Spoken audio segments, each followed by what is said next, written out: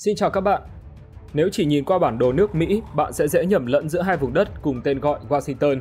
Nhưng thực tế thì hai khu vực này không hề giống nhau về vai trò, vị trí hay lịch sử hình thành. Với một bên là thủ đô liên bang ở phía đông, đóng vai trò là trung tâm quyền lực chính trị của nước Mỹ, trong khi cái còn lại nằm tít ở góc Tây Bắc, sát với Thái Bình Dương. Đây là một tiểu bang rộng lớn với rừng rậm và chuỗi công nghệ hiện đại. Điều này không phải là sự trùng hợp đơn giản, mà là kết quả của những toan tính lịch sử, cấu trúc liên bang và tinh thần biểu tượng mà người Mỹ đã xây dựng từ lâu. Để hiểu rõ hơn về lý do tại sao nước Mỹ có hai Washington, các bạn hãy cùng 5 phút thôi khám phá trong video ngày hôm nay nhé!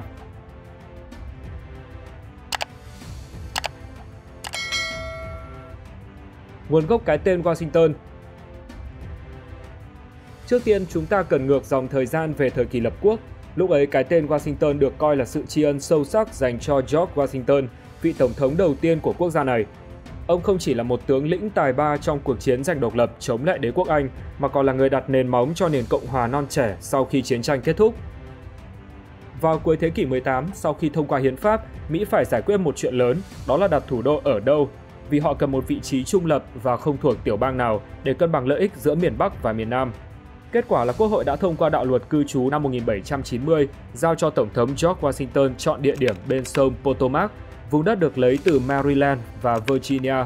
Từ đây, một quận liên bang riêng biệt đã hình thành và được đặt tên là Washington DC để vinh danh vị Tổng thống đầu tiên. Công việc thiết kế được giao cho kiến trúc sư Pierre Charles L. Infant, người đã tạo ra một thành phố hiện đại, tráng lệ, với đại lộ rộng lớn và trung tâm là tòa nhà Quốc hội. Ngay sau đó, công cuộc xây dựng được bắt đầu trong không khí đầy kỳ vọng. Và đến năm 1800, sau bao nỗ lực thì chính phủ liên bang cũng chính thức dọn về đây, nơi mà từ đó sẽ phát đi những quyết sách định hình vận mệnh của cả quốc gia trong suốt chặng đường sau này. Vào thời điểm đó, người ta cũng gọi đặc khu này bằng cái tên Columbia. Nó được lấy cảm hứng từ Christopher Columbus, nhà thám hiểm nổi tiếng đã khám phá ra châu Mỹ. Lúc ấy, Columbia không đơn thuần là một cái tên mà còn là hình ảnh ẩn dụ cho nước Mỹ, một vùng đất mới mẻ, lý tưởng, nơi gieo mầm cho tự do và khát vọng dân chủ. Cho đến nay, tên gọi chính thức của Washington DC vẫn là quận Columbia, điều này như một cách để gìn giữ ký ức lịch sử, cũng như nhắc nhớ mối liên hệ giữa nước Mỹ hiện đại với các giá trị khai sáng từ châu Âu. Gần một thế kỷ sau đó, nước Mỹ bắt đầu bành trướng lãnh thổ về phía Tây và được gọi là thời kỳ mở rộng. Vào cuối thế kỷ 19, sau khi đánh bại các thế lực bản địa và hợp nhất nhiều lãnh thổ mới, Quốc hội đã tiến hành lập ra một loạt các tiểu bang mới, trong đó vùng đất nằm ở Tây Bắc Thái Bình Dương, ban đầu gọi là lãnh thổ Washington, đã chính thức trở thành tiểu bang thứ 42 của Hợp Trung Quốc Mỹ vào năm 1889, với tên gọi là tiểu bang Washington. Câu hỏi đặt ra là, tại sao lại tiếp tục chọn cái tên Washington, trong khi thủ đô đã mang tên đó rồi? Lúc bấy giờ, từng có ý kiến cho rằng nên đổi thành một cái tên khác để tránh nhầm lẫn với thủ đô, và một số người đề xuất dùng tên Columbia, do sông Columbia chảy qua vùng đất này, nhưng do đã có một quận Columbia được đặt theo tên của Tổng thống George Washington, nên các nhà lập pháp quyết định bác bỏ vì sợ nhầm lẫn. Hơn nữa, việc có hai Washington sẽ ít gây hiểu lầm hơn so với hai Columbia. Lý do là cái tên Columbia rất phổ biến vào thế kỷ 18 và 19, khi nó được sử dụng để đặt tên cho nhiều thành phố, thị trấn, trường đại học và thậm chí là quốc gia Columbia ở Nam Mỹ. Vì vậy, nếu tiểu bang của Mỹ giữ tên gọi ấy, thì hôm nay họ sẽ phải giải thích với thế giới rằng Columbia chứ không phải Columbia, và tiểu bang này không phải là một phần của Nam Mỹ. Trong khi George Washington là một biểu tượng quá rõ ràng của xứ cờ hoa, nên ai nghe đến cũng biết là đang nói về nước Mỹ và không thể nhầm lẫn với nơi nào khác. Mặc dù đôi lúc gây ra chút bối rối, nhất là với người nước ngoài hoặc người dân Mỹ ở xa hai nơi này, nhưng việc có hai Washington đã dần trở nên hợp lý và được chấp nhận theo thời gian.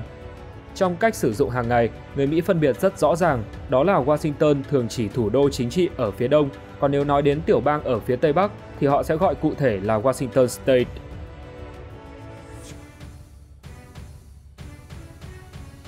Một đông, một tây, cách nhau nửa vòng nước Mỹ. Với việc cách nhau gần 4.000 km theo đường chim bay, cả hai Washington đều sở hữu sự khác biệt về khí hậu, địa hình, hệ sinh thái cho tới những vai trò chiến lược trong một nước Mỹ rộng lớn. Hãy bắt đầu từ thủ đô nước Mỹ. Nơi này có diện tích 177 km², nằm khá gần bờ Đại Tây Dương ở phía đông, được bao bọc bởi tiểu bang Maryland ở phía bắc và tiểu bang Virginia ở tây nam. Nơi đây còn được bao quanh bởi sông Potomac, một con sông lớn mang tính biểu tượng của khu vực miền Đông. Địa hình ở thủ đô giống như cái bát khi tương đối bằng phẳng, chỉ lượn sóng nhẹ nhàng, không có núi lớn và cũng không có hẻm sâu. Điều này tạo nên cảm giác nền nã, trật tự và đúng chất của một trung tâm chính trị. Khí hậu ở DC mang đặc trưng cận nhiệt đới ẩm, với mùa hè nóng và ẩm, trong khi mùa đông lạnh vừa phải, có tuyết nhưng không dày. Nhưng do độ ẩm tương đối cao nên vào mùa xuân hay mùa thu thường có những cơn mưa ghé qua. Nhiệt độ mùa hè có thể lên tới hơn 35 độ C, còn mùa đông có lúc hạ xuống âm 3 độ C, nhưng hiếm khi quá khắc nghiệt. Nhờ kiểu khí hậu ôn hòa này mà thủ đô có thể hoạt động quanh năm và không bị gián đoạn bởi thời tiết như nhiều nơi khác. Bản đồ sinh thái ở đây cũng khá đô thị khi phần lớn diện tích đã được quy hoạch thành các khu hành chính, công viên, khu phố cổ, khu ngoại giao và khu dân cư hiện đại. Có thể nói, đất tại thủ đô quý hơn vàng bởi nó không chỉ là bất động sản mà còn là biểu tượng quyền lực quốc gia. Từ đại lộ National Mall, tòa nhà Quốc hội, Nhà Trắng cùng hàng loạt đài tưởng niệm và viện bảo tàng, tất cả đều nằm gọn trong một khu trung tâm rộng lớn, được thiết kế từ hàng trăm năm trước với tính toán chi tiết về không gian công cộng. Một điểm đặc biệt nữa là không có tòa nhà chọc trời ở DC. Lý do không phải là vì kỹ thuật không cho phép mà vì luật xây dựng quy định chiều cao của các tòa nhà không được vượt quá 88 m và đây cũng là chiều cao của Điện Capitol. Điều đó tạo nên một bầu không gian thoáng đãng, nghiêm trang, khác hẳn với những thành phố khác như New York hay Chicago. Tuy nhiên, vị trí địa lý ấy cũng khiến Washington DC đối mặt với các rủi ro về thiên tai. Điển hình là bão mùa hè và lũ lụt cục bộ, hay việc nằm gần đường đứt gãy địa chấn nhỏ cũng tiềm ẩn nguy cơ gây ra động đất.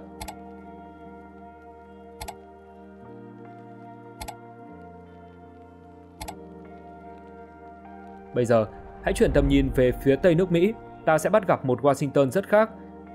Với diện tích 184.827 km2, tiểu bang này giáp Canada ở phía Bắc, giáp tiểu bang Idaho ở phía Đông, tiểu bang Oregon ở phía Nam và có đường bờ biển dài nhìn ra Thái Bình Dương ở phía Tây. Nếu thủ đô Washington nhỏ bé và chật chội, thì tiểu bang Washington lại rộng lớn và đa dạng về địa hình, khi trải dài từ bờ biển, đồng bằng cho tới dãy núi Cascade và cao nguyên Columbia khô cằn ở phía đông. Có thể chia tiểu bang này làm hai vùng lớn, bao gồm Tây Washington và Đông Washington, được phân chia bởi dãy núi Cascade. Với phần phía Tây là vùng ven biển, nơi tập trung phần lớn dân số, các thành phố lớn như Seattle, Tacoma, Olympia và các khu công nghiệp, công nghệ cao. Khí hậu nơi đây chịu ảnh hưởng mạnh từ Thái Bình Dương, với mùa đông ẩm và có tuyết nhẹ, còn mùa hè thì mát mẻ, mưa nhiều và có độ ẩm cao. Khu vực này nhận được lượng mưa lớn hơn đáng kể so với phần phía đông vì nó được hỗ trợ bởi các khu rừng rậm rạp và thậm chí là rừng mưa ôn đới trên bán đảo Olympic.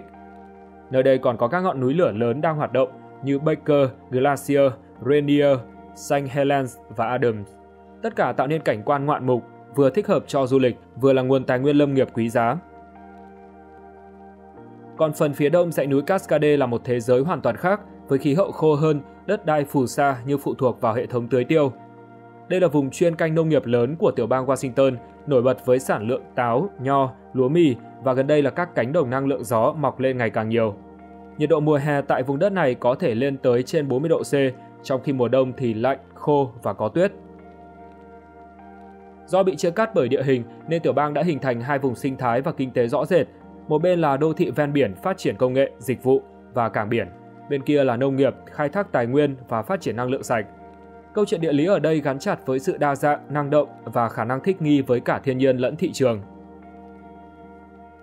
Tuy nhiên, tiểu bang này cũng phải đối mặt với không ít thử thách khi nằm trong vùng có nguy cơ động đất cao, do tiếp giáp với rãnh Cascadia, nơi hai mảng kiến tạo có thể gây ra các trận siêu động đất và sóng thần. Các nhà khoa học đã nhiều lần cảnh báo rằng một trận The Big One có khả năng xảy ra bất cứ lúc nào trong thế kỷ này. Ngoài ra, do khí hậu ẩm và rừng dày nên nơi đây còn đối mặt với nguy cơ cháy rừng trong những năm hè khô hạn. Nhưng may mắn là nhờ vào hệ thống quản lý hiện đại và cảnh báo sớm nên đa số các sự cố thiên nhiên đều được xử lý kịp thời. Về mặt bản sắc địa phương thì tiểu bang Washington đại diện cho nước Mỹ hiện đại, đổi mới, xanh hóa và thiên về tự do cá nhân, khác với sự nghiêm cẩn, truyền thống và luật lệ của Washington DC. Cả hai mang đến hai thế giới khác nhau nhưng cùng gắn bó trong một tổng thể đầy màu sắc của Hợp Trung Quốc Mỹ.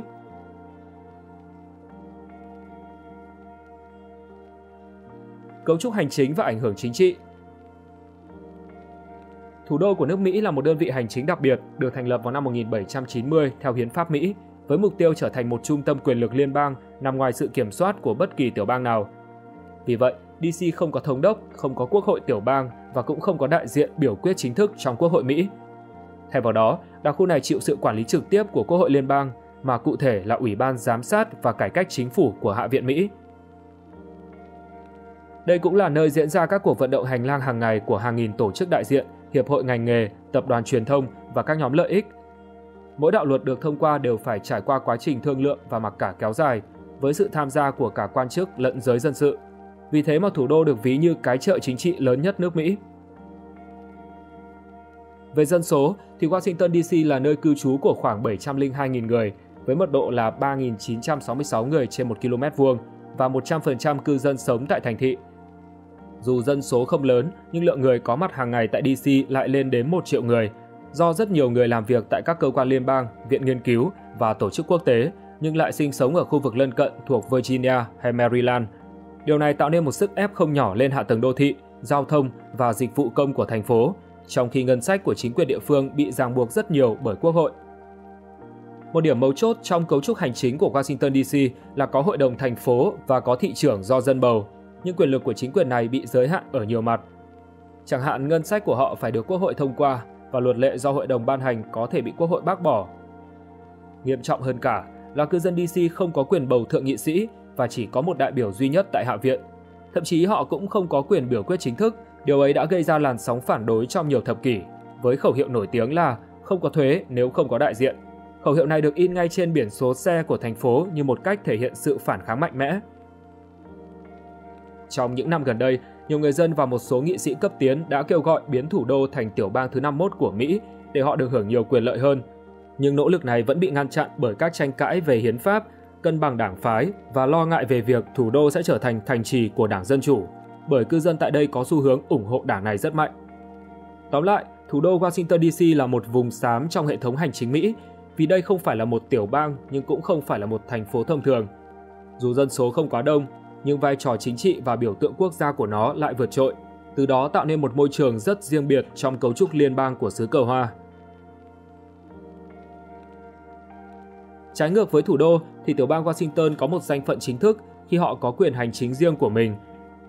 Được thành lập vào năm 1889 và trở thành tiểu bang thứ 42 gia nhập liên bang, nơi đây có đầy đủ mọi cơ quan hành pháp, lập pháp và tư pháp.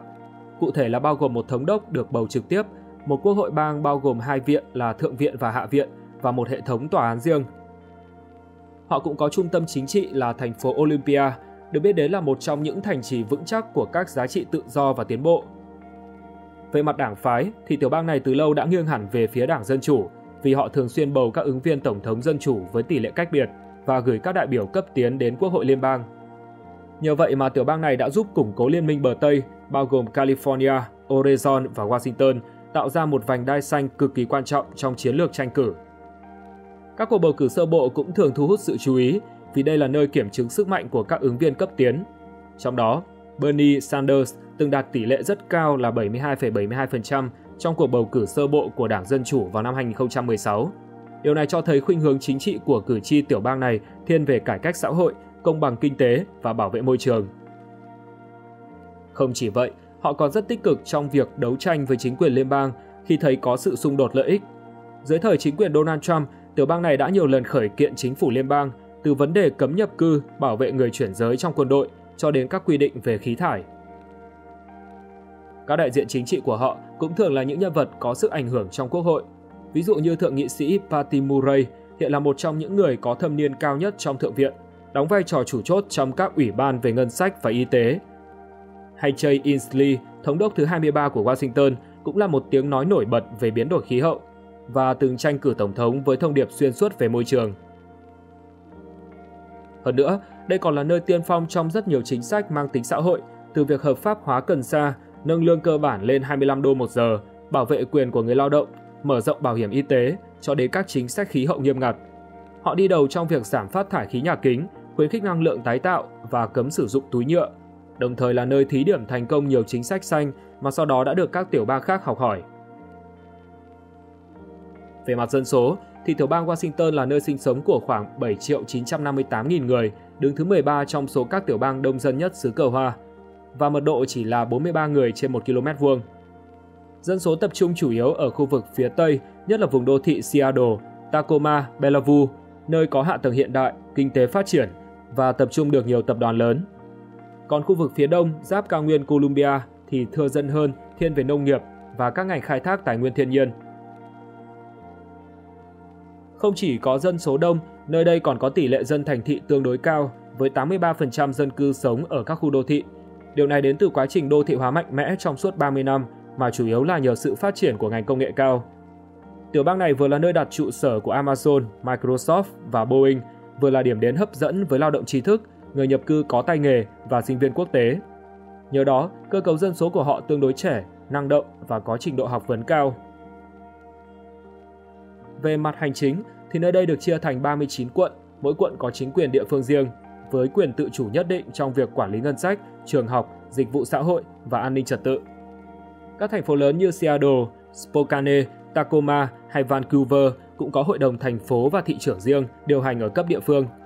Nhờ hệ thống phân quyền rõ ràng, họ có khả năng tự hoạch định chính sách phù hợp với nhu cầu và đặc điểm của từng khu vực, thay vì bị điều phối từ trung ương như thủ đô. Tuy nhiên, chính quyền cũng phải đối mặt với nhiều thách thức do quy mô dân số ngày càng tăng, chi phí nhà ở leo thang, phân hóa giữa thành thị và nông thôn và vấn đề công bằng xã hội. Đặc biệt tại thành phố Seattle, trung tâm kinh tế lớn nhất của tiểu bang, đang phải vật lộn với tình trạng vô gia cư với khoảng 16.000 người. Cùng với đó là tình trạng bất bình đẳng thu nhập, khi người ở top đầu có mức thu nhập đạt mức 439.000 đô la Mỹ, trong khi người ở top dưới chỉ là 21.000 đô la Mỹ. Trước tình trạng ấy, chính quyền đã có những bước đi tích cực thông qua các chương trình nhà ở giá rẻ, cải thiện giao thông công cộng và đầu tư vào y tế cộng đồng.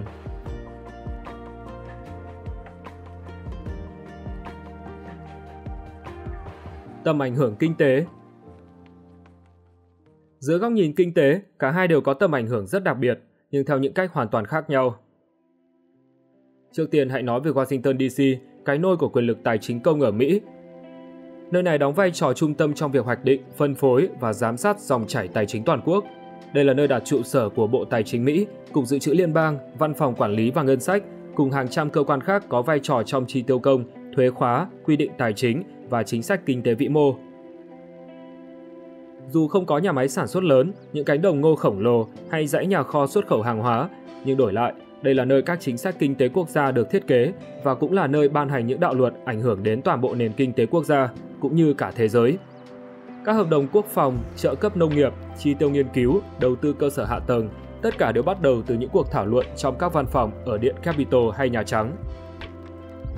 Vì vậy, nếu nền kinh tế địa phương của DC có thể không lớn như các tiểu bang khác, nhưng lại có tác động lên toàn bộ liên bang cùng nhiều nước trên thế giới. Tất nhiên, điều này cũng kéo theo một nền kinh tế dịch vụ đặc thù trong khu vực, gồm luật sư, cố vấn chính sách, chuyên gia vận động hành lang hay phân tích dữ liệu công. Tất cả tạo nên một thị trường lao động trí tuệ cực kỳ năng động. Những ngành này không sản xuất sản phẩm cụ thể như ô tô hay phần mềm, mà tạo ra ảnh hưởng, vận hành bộ máy quốc gia và định hình các hành lang pháp lý cho nền kinh tế. Như vậy, Washington DC không làm kinh tế theo cách truyền thống, nhưng lại là nơi điều hành toàn bộ nền kinh tế quốc gia. Ngoài các cơ quan chính phủ, thành phố này còn là nơi đóng đô của rất nhiều tổ chức quốc tế như Ngân hàng Thế giới, Quỹ tiền tệ quốc tế, các tổ chức phi chính phủ toàn cầu và hàng trăm hiệp hội ngành nghề. Đáng chú ý, một phần không nhỏ nền kinh tế địa phương cũng dựa vào các hợp đồng chính phủ, tức là các công ty tư nhân cung cấp dịch vụ cho cơ quan nhà nước. Do đó, thị trường lao động ở DC rất nhạy cảm với các biến động chính sách từ liên bang, vì nếu hệ thống chính phủ gặp vấn đề hay ngân sách biến động thì có thể sẽ khiến hàng nghìn người mất việc hoặc bị cắt giảm thu nhập. Một yếu tố nữa là Washington DC không đánh thuế thu nhập đối với người không cư trú.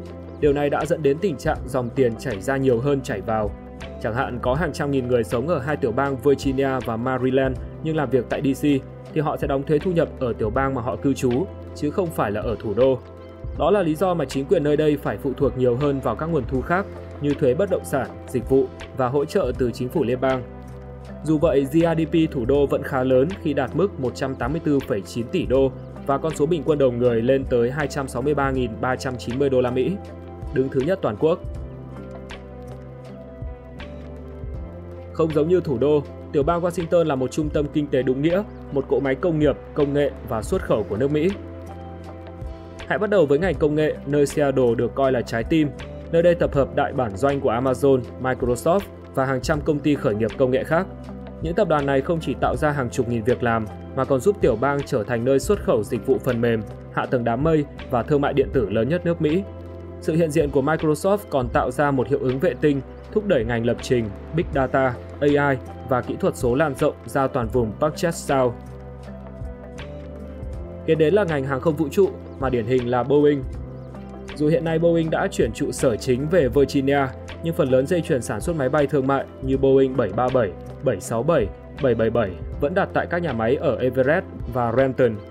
Ngoài ra nơi đây còn có sự hiện diện của SpaceX, Aerotech và Blue Origin, góp phần tạo ra các máy bay thương mại, quân sự cùng hệ thống bay không người lái và các cỗ máy khám phá không gian tiên tiến. Đây là ngành công nghiệp đứng đầu toàn quốc về doanh số bán hàng và xuất khẩu khi tạo ra giá trị khoảng 70 tỷ đô cùng 250.000 việc làm đòi hỏi trình độ cao. Chưa dừng lại ở đó, đây còn là một trong những vùng nông nghiệp hiện đại nhất nước Mỹ với giá trị sản xuất đạt khoảng 14 tỷ đô. Trong đó, mặt hàng nổi tiếng nhất là táo, việt quất, lê, nho, thịt bò và sữa. Các vùng đất phía đông như Yakima hay Walla Walla nổi tiếng là sản xuất nông sản xuất khẩu, được vận chuyển qua hệ thống cảng biển ở Tacoma và Seattle để đưa ra toàn thế giới. Còn về thương mại, thì tiểu bang Washington sở hữu một trong những hệ thống cảng biển năng động nhất nước Mỹ, trong đó cảng Seattle và cảng Tacoma hợp nhất thành Liên minh Cảng biển Tây Bắc và đặt trụ sở tại vùng Puget Sound, một trung tâm logistics khổng lồ nối Mỹ với châu Á. Hàng hóa từ Trung Quốc, Nhật Bản và Hàn Quốc sẽ cập cảng này, rồi phân phối đi khắp nước Mỹ bằng xe tải, tàu lửa và máy bay. Ngược lại, hàng hóa của Mỹ từ trái cây cho đến máy bay và phần mềm cũng xuất phát từ Puget Sound để chinh phục thế giới. Washington còn là một trong 9 tiểu bang không đánh thuế thu nhập cá nhân hoặc doanh nghiệp. Điều này giúp người lao động giữ lại được phần lớn thu nhập của mình, đồng thời tạo điều kiện thuận lợi cho các doanh nghiệp vừa và nhỏ nhờ chi phí vận hành hợp lý và ổn định. Tuy nhiên, nó cũng đặt ra thách thức về ngân sách công, buộc tiểu bang phải dựa nhiều vào thuế doanh thu và thuế tiêu dùng, từ đó dẫn đến tranh cãi về tính công bằng trong hệ thống thuế khóa. Bởi lẽ các loại thuế này thường đè nặng lên nhóm thu nhập thấp, khiến họ phải chi trả tỷ lệ thu nhập cao hơn so với người giàu. Với nỗ lực không ngừng phát triển, nơi đây đã trở thành nền kinh tế lớn thứ 9 trong số 50 tiểu bang, với GDP đạt mức 854,7 tỷ đô và GDP bình quân đầu người là 107.401 đô la Mỹ. Nếu tách riêng như một quốc gia độc lập, tiểu bang Washington có thể đứng trong top 25 nền kinh tế lớn nhất thế giới. Do đó, tầm ảnh hưởng của nó không còn bó hẹp trong nước Mỹ mà đã vượt ra ngoài biên giới, trở thành một trung tâm sản xuất và sáng tạo toàn cầu. Tiệu chung lại, hai vùng đất này dù mang hai tên gọi giống nhau nhưng thực tế lại hoàn toàn khác biệt. Một bên là Washington DC là trái tim chính trị của quốc gia, nơi mọi quyền lực hội tụ. Và một bên là tiểu bang Washington là biểu tượng của đổi mới, phát triển bền vững và tinh thần khai phá không ngừng của miền Tây.